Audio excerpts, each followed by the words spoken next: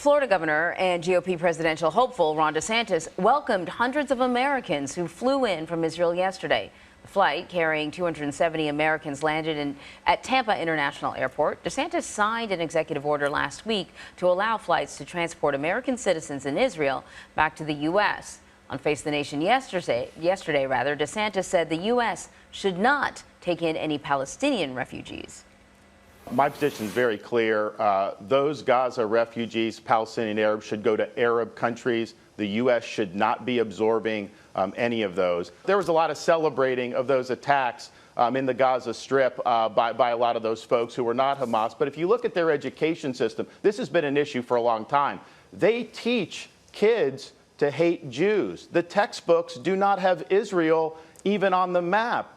They prepare very young kids to commit terrorist attacks. So I think it's a toxic culture, and I think if we were to import large numbers of those to the United States, I think it would increase anti-Semitism in this country. So for more on this, I want to bring in CBS News political director Fin Gómez. So Fin, what's been the reaction to DeSantis' stance on refugees from Gaza? Good morning, Vlad and Anne Marie. I think it's notable. We should note that our esteemed colleague Margaret Brennan also called out, essentially pushed back on Governor DeSantis for that comment, because there really hasn't been any discussion now about, quote, importing Gaza refugees to the United States. Right now, there's obviously some discussion and controversy over about them getting out of Gaza, about them getting out of northern Gaza. So I think that should be noted. Overall, you're seeing him in this position sort of create this wedge between himself and Nikki Haley, the former UN ambassador, who also said on comments on Sunday that America has always been sympathetic to the fact that you can separate civilians from terrorists. We're only 91 days from Iowa, Vlad and Anne Marie, 3 months away, and about 6,000 miles from Gaza to Iowa. But this issue, the conflict that's happening in the Middle East, is fast becoming a top issue on the campaign trail. So you're seeing this positioning and maneuvering among the Republican field as they get closer to the Iowa caucuses. Fin, as you know, the White House is slamming the remarks made by former President Donald Trump on the conflict. It's not just the White House. I've seen language denouncing those comments from members of the GOP, including Lindsey Graham. Remind our audience what former President Trump said last week about Hamas, about the Israelis, about Prime Minister Netanyahu, and what the other 2024 candidates are saying in response. Yeah, Vlad. Last week, the former president at a rally on the campaign trail criticized Benjamin Netanyahu, the Prime Minister of Israel, for not only for what he says was a lack of support before the U.S. attack on Soleimani back during his presidency, but also for essentially a lapse of intelligence. The former president said, criticizing Netanyahu, but also he called Hezbollah, the Lebanese militant group, quote, very smart. And the Republicans and, as you mentioned, the Democrats were quick to jump on those remarks. He received criticism from Ron DeSantis, from Nikki Haley, from his former Vice President Mike Pence. And also, just this past Sunday, Nikki Haley, the former UN ambassador under Trump, said that, again, repeated her line that it was time for a generational change. And she said that you should never compliment organizations like Hezbollah, like Hamas, and said it makes America look weak, not strong, and said essentially that again reiterated that it was time for a generational change. So we're seeing more of that criticism, but still, Vlad, at this point in the cycle, the former president still continues and maintains to have a large lead amongst his rivals and amongst the rest of the Republican field. Who would the former president be trying to appeal to with statements like that?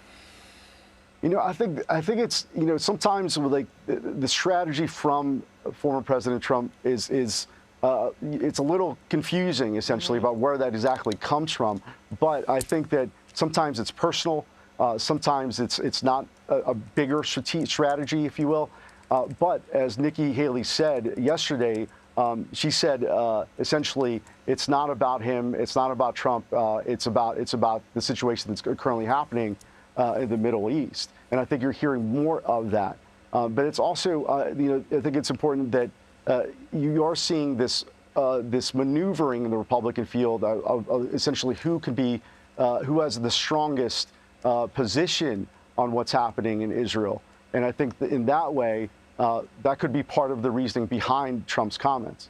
Yeah, I mean, the other thing is, let's just, I mean, it's not breaking news. Former President Trump frequently makes anything, even the conflict that's happening in the Middle East, about him, about his grievances over the election. Right. He, as Axios reported, Finn, as you know, was angry that Prime Minister Netanyahu congratulated the winner of the 2020 election, President Joe Biden.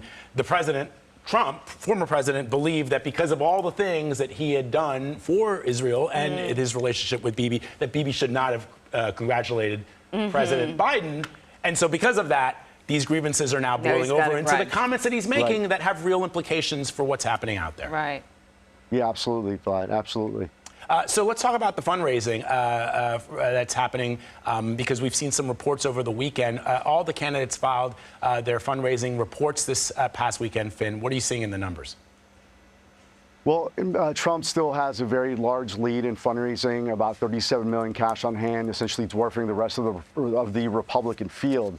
However, if you look over out to the Democratic side, President Biden has raised about $71 million between his reelection campaign, the DNC, and other fundraising entities under that umbrella. So that $71 million sort of dwarfs the entire Republican field, but still less than former President Obama had at the same time in 2012 when he was making his reelection efforts.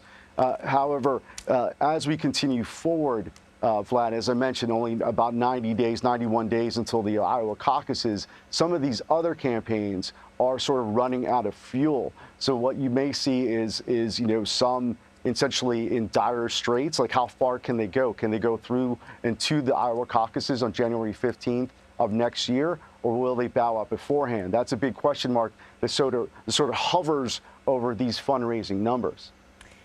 Quickly, let's talk about the speaker's race, because it seems like, I mean, it's like a recurring nightmare, but you just swap out different names. But it just seems like, House Republicans can't get off this treadmill. How many other metaphors can I give you for like this repeating process? Right now, we have Jim Jordan in the same position as Steve Scalise, in the same position as Kevin McCarthy. But also, Finn, I thought last week, correct me if I'm wrong, Jim Jordan didn't want to get things moving quickly because he didn't have the votes, and all of a sudden, come today, this morning, we see reports that no, he really wants a speedy vote on the floor of the House. But he still doesn't have the votes. But does he have the vote? I don't know.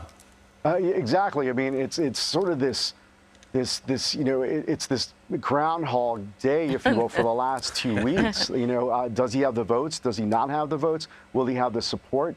Meanwhile, this is impacting, some serious issues. The efforts of the Congress in this Republican-led House on such serious issues on what's happening in Israel and Gaza, like how so this is having real world impact. But how far will this go? When will they finally select a leader? I mean, no one really has a real concrete answer. And if they tell you that, it's really just speculation. So, I mean, how long can this continue? But Finn, 81 Republicans rejected Jordan in favor of Representative Austin Scott of Georgia, who I would argue that most Americans don't probably know. He's not a name on the national stage, but 81 Republicans rejecting Jordan is a big deal, going for somebody that doesn't have that national stature. What's going on there?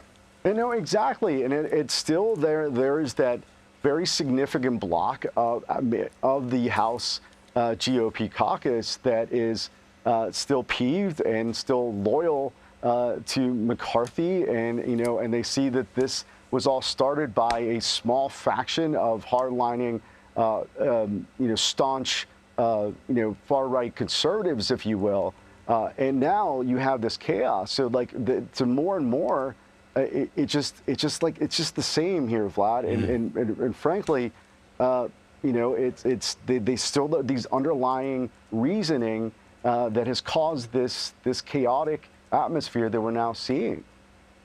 Fascinating. Fin Gómez, as always, my friend. Thank you. Thank you, Vlad. Thank you, Anne-Marie.